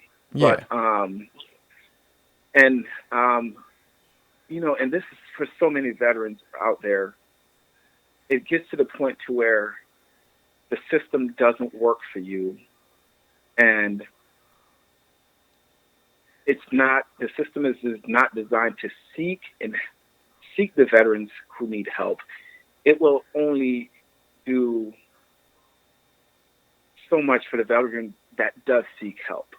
And after, you've seen where these veterans over this past in 2020, how many times did you hear about a veteran taking their own lives at a medical facility on a military base or at some type of VA medical facility? Mm-hmm. They just can't take anymore. And it's just, and the two friends of mine, the guy I spoke about earlier, took his life.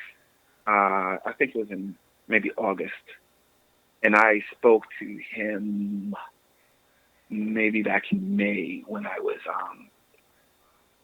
I spoke to him back in May because he was actually with another friend of mine, and right. Another guy who. This guy was like, kind of, my old commander calls me to tell me that this soldier took it, and we were still in disbelief. But how many soldiers? How many deaths? At what point do they start to take this thing seriously? That is my question. That is my question also. Because I think, go ahead. With the stories that I have gotten, my simple mind would think that it's as simple as 1, 2. You're a veteran. There are services that are supposed to be available to you. You have this ailment. Why should you prove or need to prove that it was as a result of your work in the military why you have this ailment? But here's the thing. You have this ailment. You don't look. No, and here's the thing. When you go there to get evaluated for it, you don't there to prove that you have the ailment because this ailment is documented in your medical records. It's documented in your medical records. And even though it's documented in your medical records, you will still have difficulty getting compensated for it. When you were active in the military, was that an issue? No. So you got top care, or you would get top care if you're active. But the moment you become a veteran, it's where you struggle. Exactly. You would get, the military care, depending on where you are and what doctor, it's going to be some of the best care. Maybe not the best care, but depending on, it's all situationally dependent where you are, what facility, there's a mindset at each of those. I will tell you now that Fort Rucker, Alabama, those nurses, that medical facility there, they're about business. If you go there with an issue, and that's a VA facility. No. This is a military. Okay. So this is where the Army flight school is. Mm-hmm. So there's medical facilities out there that there's a sense of pride. There's a just they have a work ethic that you will not find at some other places. But while you're in, if something's wrong, if you have an ailment, you go see someone. You will be seen for it, and it will be addressed. How well it's going to be, how well that happens. It's relative, right? So some things, you may go to some facility and it's like you might as well go somewhere else but it will receive some type of attention. Right. But once you retire, you're no longer, once you're out, you're a veteran, you no longer have access to that anymore. Mm-hmm. And now you rely on the VA system to deal with these medical issues. And it's like I said, I've gone through it, and there's ailments that I have, disabilities that I have, that I'm just going to live with for the rest of my life.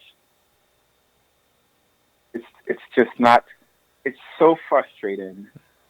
Not only is it not addressed in a timely manner, if at all. Mm-hmm. It's discouraging. Yeah. When someone who have never been in the military, have never served, tell you that you are not going to be compensated for something that happened to you while you were in. And it's serious enough to the point to where you're going to take the time out of your day, jump through all the hoops, get this, and you may do all of that and have all the paperwork and still be denied. And then when you're leaving, they say thank you for your service. I'm not sure if they say that. I doubt they say that. Or most of them are like, sorry, that's just they just. I mean, when you go get evaluated, they don't tell you anything there. It has to go before an evaluation, a board or whoever. They go through all the paperwork and they're like, okay, yeah, this looks and this doesn't. Mm-mm. And it's not based on whether you have the ailment or not. It's just based on the write-up. And 90% of the times, you don't get to see the write-up. You just get to see the results of the evaluation. You don't get to see what's on the write-up. I know of people who said, hey, can I have a copy of that? And they were told no. They can't even see it. So you have a lot of those veterans have no idea what's being written down on the paper during the evaluation. And that sounds like an old computer in a facility that use computers to get through their regular operations. They're just put out of commission and thrown into a room in some corner. Yeah, you're still a computer, but really you're not a usable computer. Exactly. And unfortunately, there are people that's within the VA system who really cares, who really wants to provide resources and help these veterans need. They don't have the resources they need to provide that. Yeah. And you can only fit so much through the door at any given time. It's a system-wide problem. It's a system problem, not necessarily an individual worker, people who work within the system. But But yet still, you had about 3,000 or however many new servicemen deployed to Iraq to deal with the Iran situation. What, just last week? You know.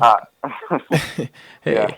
Hey, you know. And can I stand on my soapbox for about 2 minutes just to say something to the public? Okay, you got take it. 2 minutes. Go.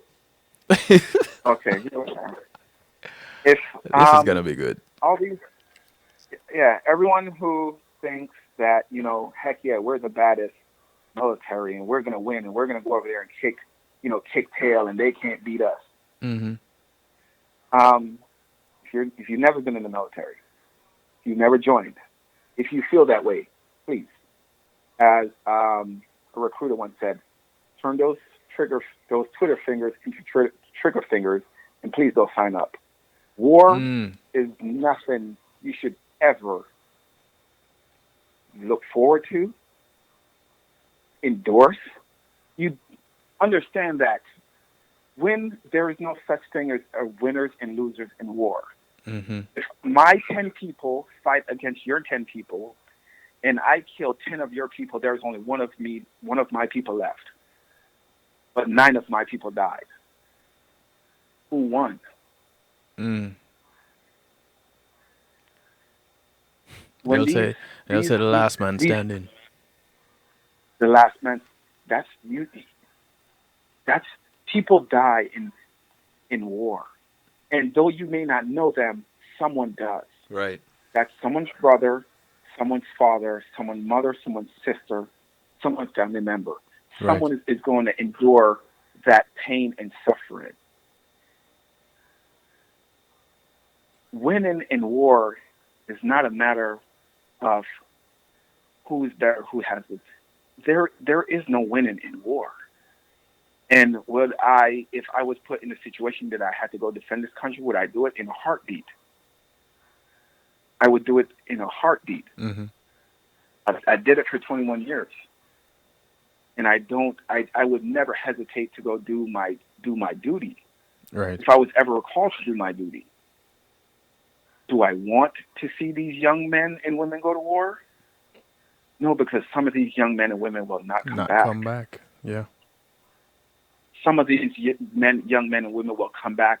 They're not going to be the same person that went to combat. There's scars that you can't see that will never go away. Mm-hmm. So please don't think that because we're going to kill more of them than they kill of us, that we're winning. Every time someone dies, we lost one. Mm-hmm. Every time we go to combat, we lose one at a time. Yeah. It's nothing to endorse. It's nothing to brag and boast about. Support, brag and boast. Mm-hmm. Here's the thing. How many of those people who would quit their jobs to go sign up? Because if that was the case, we would need to send these 3,000. We would have 3,000 new volunteers who want to go do it. Right. If you think, oh yes, we should go to war. We should do these evil people. Well, have one of those servicemen who joined the military, who said, you know what, I want to serve my country, but I don't want to go to war. You go take their place and you go to war. Yeah. And I know some people out there are saying, well, that's what you guys signed up for. We signed up to defend our country. We signed up because we're patriots. Mm-hmm. We signed up because we believe in democracy and we want to support, defend that. That doesn't mean we're joining the military to go to war. Yes, that's what we do. That's one of the things we do. But it's not what you go for. That's not what they go for. Yeah. If we were to ask each of those 3,000 individuals, how many of you guys want to go? You would not get 3,000 hands. If we ask, okay, how many of you guys know that there's one out of 10 will come back with some type of, not come back the same. Mm-hmm. And then the other one, so that person's off the table. One out of the remaining 9 will come back with with loss of limb limb life or eyesight. Mm-hmm. The other, what's left of that is going to come back and can't go back over there because of what they've been through. And then there's going to be others that are not going to come back at all. Right. I would never want any one of my family members. I would rather, if they said a volunteer out of each family had to go. I mean, some what is that movie with the girl, Catch a Fire? I don't remember what that is. But I volunteer. I would go. I wouldn't even give you guys the chance to volunteer or to even entertain to hear the question. Right. But do I want to go to war? No, not at all. No. I do it because it's a necessity. But combat is the last resort. That's if every other means have failed. That's last resort. It should not be first resort. It shouldn't be the second. It should be the last. And I don't think we're there yet. I don't think we're at last resort. But you have people calling the shots that don't consider things like that. You can't say that, but I can. Hey, there's people out there. I'm not referring to anyone specific, but the people who decide who goes to war, when they go to war, and what we go to war for, don't have people in the war. That too. Yep. That too. It's the I think we have become so numb to the idea of, since the Gulf War, I wasn't around. Maybe in 92. I was in elementary school, middle school for the Gulf War. I remember that. And then, with what we've been through, Iraq, Enduring Freedom, Iraqi Freedom, all these campaigns that we've been in. Was it 1998 we went into Afghanistan?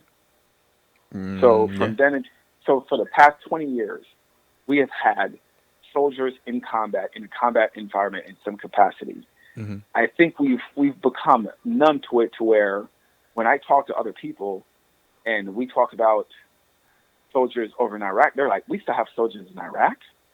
Yeah. I think we as a society, it's become the norm. Yeah. That we're kind of numb to it now. And we think this is how it should be. That's not how it should be. Right. And with us rapping, somebody just asked me, is this going to be continued? Not realizing, how much time has passed. In wrapping up, I mentioned this last week and I'll mention it again. Someone said to me, I wish that the US would just go over there and just wipe these people out. And I asked the question, why? And he said, these people are wanting to crash planes into buildings and kill us all off. And I said, so you think that the information that we are being fed about them, they're not being fed the same kind of information about us over here? And it's like it didn't register to him. Why do you think they wanted to crash planes into buildings? Because of what they're being told. Because of the information that they have. And I don't think it registered to him up until this point. So we still ask the question, as it was recorded in the song, War, what is it good for? And we still haven't really had a good answer to that question.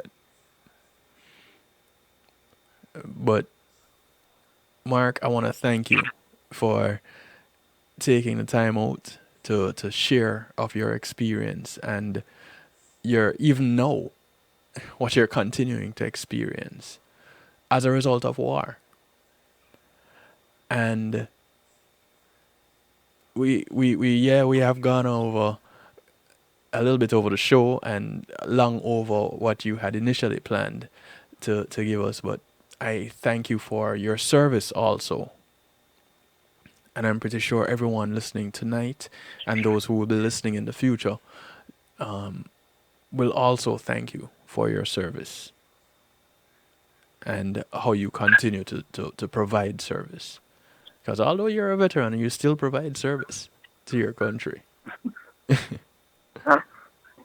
And on their behalf, I want to thank you. I thank you for having me on. Thank you, the listeners, for bearing with us and hearing me with a long rant. But just whenever you see a soldier, whether it's in uniform and soldiers can't hide, just shake their hand. Thank them for their service. Yeah. 1% of one, less than 1% of 1%. Serve this country. Thank them for their service. It goes a long way. That's right. Mark, thank you. Get yourself some rest. Manage that pain. Manage that pain, bro. That's all I can say. Manage it. Like I said, the military, they train you to just, we're great at adapting, so you just adapt. Yeah. Hey, take care of yourself, bro.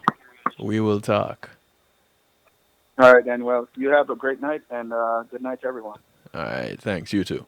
Take care. Ladies and gentlemen, I have nothing more to add to that. Absolutely nothing more. We're going to wrap up for this week on the night shift. There's more to come. A lot more to come. But do take Mark's last words and keep it close. Keep it at the forefront of your mind. When you come across a serviceman, whether active or veteran, just thank them. Thank them. Because it goes a long way.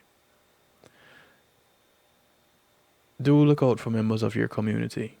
Because your community is not just a development that you live in. It spreads far and it spreads wide. The people that you pass on the bus, on the plane, on the boat, on the train, whether you walk, ride, or drive, these are members of your community. Do something good for one of them today because you never know who's going to do something good for you tomorrow. My name is DJ Kevin Stew. I do this every Monday, Tuesday, and Wednesday, 10 to midnight. And right here on kevinstew.com. Join me on Monday as we do it all over again with community and finance. This coming Monday will not be as heavy. And we will chat a little bit with Melissa Jane of the Melissa Jane Show. Yes, that Melissa Jane. And we'll be talking about Palace. Do catch Melissa Jane tomorrow on her show, the Melissa Jane Show, on melissajane.com and on social media. Y'all take care of yourselves. Look out for a veteran. Look out for a serviceman. Tell them thanks. Be good. But if you can't be good, hey, be good at it. My name is DJ Kevin Stew. I'm out of here. Peace. Take care. When being in the moment is priceless, consider the ability to share that moment. If you can video it, you can broadcast it. And Pulse E-Media Group has the tools you need. Weddings, birthdays, funerals, graduations, church services, parties, seminars, you name it. Pulse E-Media Group can provide you with a secure medium controlled by you to broadcast your event.